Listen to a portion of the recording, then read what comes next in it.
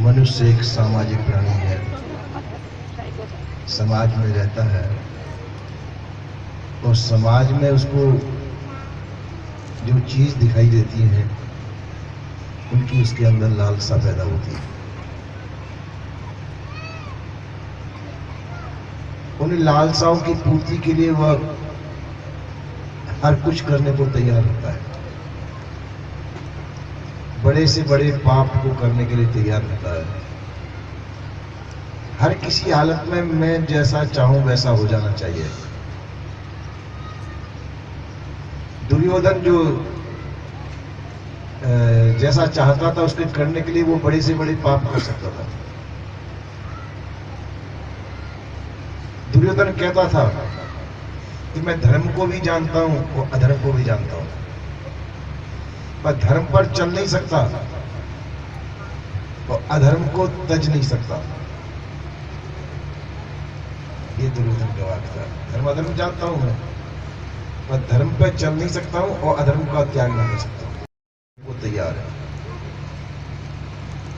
उससे उसको पाप होते हैं और पापों का फल उसको दुख रूप में भोगना पड़ता है।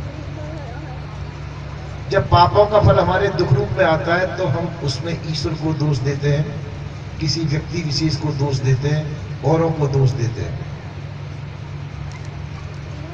पर ये नहीं जानते कि ये दोषी नहीं है। जो भी दुख होगा उस दुख के आधार हम स्वयं हैं।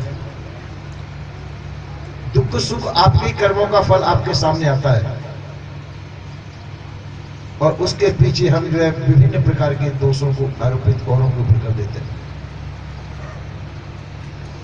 विचारमान व्यक्ति दुख और सुख को शांति पूर्वक सहन कर लेते हैं। बात क्या होती है कि यदि दुख आपको प्राप्त हो उसमें विरक्त हो जाना चाहिए और सुख प्राप्त हो तो उसका सदव्यय कर देना चाहिए, उसको बांट देना चाहिए। सुख को बांट देने पर आपको सुख की गुलामी नहीं होगी और दुख में जो है दुख में विरक्त हो जाने पर आपके अंदर हीनता की भावना नहीं आएगी। सुख का सदुपयोग यही कि सुख को बांट देना चाहिए। आपस में बांट देने से उसकी गुलामी मिट जाएगी।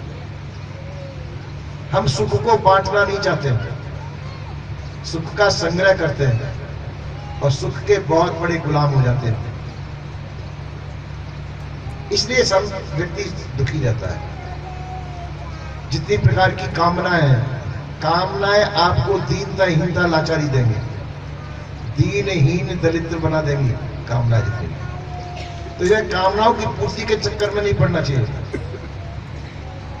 कामनाओं को मिटाने की कोशिश करनी चाहिए। आवश्यकता की तो पूर्ति करनी चाहिए, आवश्यकताओं की पूर्ति करनी चाहिए, इच्छाओं की निवृत्ति करनी चाहिए। आवश्यकता क्या है? आवश्यकता उसे कहते हैं जिसके बिना न रहा जा सके।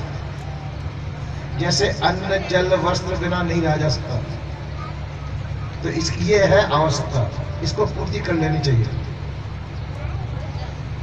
तो आवश्यकता की पूर्ति हो, इच्छाओं की निवृत्ति करनी चाहिए। इच्छाएं क्या है कि जो आवश्यक नहीं है, केवल मन के अंदर उठा करती हैं। मुझे ये चाहिए, मुझे वह चाहिए, मुझे सोना चाहिए, चांदी। तो सोना चांदी से तो आपकी भूख नहीं बुझेगी। सोना चांदी वो आवश्यक चीज नहीं है जो आपके शरीर के लिए आवश्यक हो। तो इसलिए उसको निवृत्ति कर देने में अच्छा है। अपने पास जो शक्ति सामर्थ्य नहीं है उसकी कामना करना ये व्यर्थ चेष्टा है। तो व्यर्थ चेष्टाओं का त्याग कर देना चाहिए। तो जो व्यक्ति इस प्रकार से करता है, व्यर्थ चेष्टाओं का त्याग कर देता है, आवश्यकताओं की पूर्ति कर देता है, उसको विश्राम प्राप्त होता है। और विश्राम बहुत उपलब्धि है। मनुष्य को जो विश्राम है, विश्राम की आवश्यकता करनी चाहिए।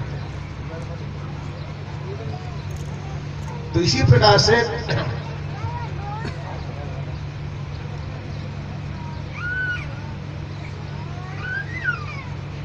क्योंकि जो है कि विश्राम कब प्राप्त होता है? जब आवश्यकता की पूर्ति हो जाए और अनावश्यक इच्छाओं की निवृत्ति हो जाए तो आपको विश्राम की प्राप्ति होती है। उस विश्राम के लिए बहुत बड़े बड़े योगेश्वर, बहुत तपेश्वरी उसके लिए लालायित रहते हैं। उनके द्वारा उनको विश्राम प्राप्त नहीं हो पाता है, क्योंकि उग्र तपस्या करने से विश्राम नहीं मिलता है। संसार की उपलब्धियां प्राप्त करने से हमको विश्राम प्राप्त नहीं करता, कभी जीवन में विश्राम नहीं मिलेगा। आप कहेंगे मेरा ये काम हो जाए फिर मैं विश्राम आराम करूंगा, आपको आराम नहीं। वो एक काम पूर्ति होने पर 10 काम आपके सामने फिर आ जाएंगे, 10 इच्छाएं उत्पन्न हो जाएंगी। इच्छाएं कभी पूर्ति नहीं होती, इसलिए विचारवान व्यक्ति जो है इच्छाओं की निवृत्ति कर देते हैं। इच्छाओं की निवृत्ति करने पर और आवश्यकताओं की पूर्ति करने पर यथेष्ट विश्राम की प्राप्ति होती है। वह यथेष्ट विश्राम ही आपकी आराम की जगह है। हम एक तो होती है फुर्सत मिलना, तो फुर्सत मिलती है शरीर के द्वारा, तो फुर्सत से आराम नहीं मिलता है। तो मानसिक चिंतन जब तक चलता रहेगा जब तक हम विश्राम नहीं कर पाते। तो मानसिक और भौतिक दोनों प्रकार से विश्राम होना।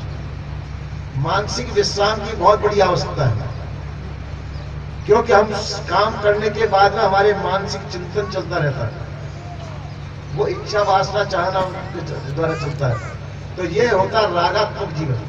रागात्मक जीवन जब तक हमारा रहेगा जब तक हम विश्राम प्राप्त नहीं कर पाते, हम आराम से सो भी नहीं पाते हैं, क्योंकि हमारा जीवन राग है। और राग होता है संसार का।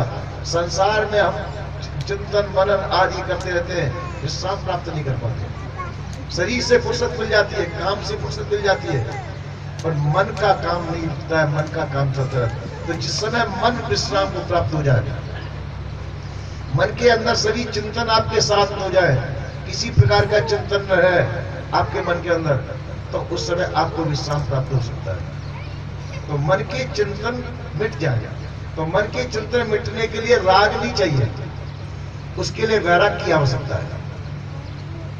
क्योंकि राग जहां होगा, राग वहां द्वेष भी होगा। तो राग द्वेषात्मक जो जीवन होता है वो द्वंद्वात्मक जीवन होता है। और जब तक हमारे अंदर द्वंद्व रहेंगे जीवन में, और जब तक शांति नहीं मिल सकती, अशांति पैदा होगी। तो इस द्वंद्व को मिटाने के लिए हमको वैराग की आवश्यकता होती है। वैराग के द्वारा हमारी सभी अशांति के कारण मिट जाते हैं। वैराग के द्वारा हमको शांति प्राप्त होती है, त्याग की प्राप्ति। वैराग, त्याग और शांति, ये चीज आपको प्राप्त होती है। उस समय आप बिल्कुल शांत स्थिति में होते हैं। तो ये करने के लिए, वैराग के लिए वास्तविक ज्ञान की आवश्यकता है, और वास्तविक ज्ञान हमको सत्संग के द्वारा ही प्राप्त होता है। आजकल तो सत्संग ज्यादातर ये सोचते हैं कि 2-4 भजन गा लिए सत्संग हो गया, पर भजन गाना सत्संग ठीक है, कुछ न कुछ उससे शिक्षा मिलती है। अगर भजन ज्ञान पर कहें उनसे भी हमको शिक्षा मिलती है, पर भजन वो ही नहीं है। भजन का मतलब है कि आप रागात्मक जीवन से निवृत्ति ले लें, आपके अंदर से राग शांत हो जाए। भजन वो है जिस समय संसार आपके अंदर से निकल जाए और आप संसार में से निकल के बाहर आ जाए, वास्तव में भजन वो है। और उस भजन को करने में हर व्यक्ति समर्थ है। जो भजन गाते हैं इसके लिए तो ढोलक चाहिए, मजीरा चाहिए, और भी चीज चाहिए, सामग्री चाहिए, कोई न कोई बजाने करने वाला चाहिए। पर लेकिन उस भजन के लिए जो आपकी निवृत्ति है और आपकी शांति के लिए चाहिए, उसके लिए किसी बात की भी आवश्यकता नहीं है। आप केवल इकल्ले ही काफी है उसके लिए। आपको किसी बाह्य साधन सामग्री की आवश्यकता नहीं। जिसके लिए बाहर साधन सामग्री की आवश्यकता होती है, उसके द्वारा आपको शांति नहीं प्राप्त हो सकती है। शांति प्राप्त होने के लिए सब कुछ त्याग की आवश्यकता है। आपको कुछ नहीं चाहिए, सभी चीज का त्याग कर दें और सभी चीज से अलग हो जाए, संसार की साधन सामग्रियों से अलग हो जाए, आप शांति को प्राप्त हो। पर अंदर मन के द्वारा भी, मन को भी विश्राम दे दें, तन की विश्राम के साथ में मन को भी विश्राम दे दें, तो आप शांति सुख लाभ ले सकते हैं। वह शांति आपकी काम की चीज है, तपस्या की चीज है, और बहुत बड़ी चीज है। और आप देखेंगे कि मन को शांति मिलने के लिए मन के संकल्प विकल्प शांत होने चाहिए। जब तक संकल्प विकल्प व्यर्थ चेष्टा हमारे अंदर चलती रहेगी, जब तक मन शांत नहीं हो सकता। इसलिए मन की शांति के लिए सभी प्रकार से व्यर्थ चेष्टाओं का त्याग, सार्थक चेष्टाओं की पूर्ति कर दें और व्यर्थ चेष्टाओं का त्याग कर दें, आपके मन में शांति आ जाएगी। उस शांति को पाने के लिए ही हमारे सभी अथक प्रयास होते हैं, और राग नहीं, उसके लिए वैराग की आवश्यकता है, जैसा मैंने लिखा था।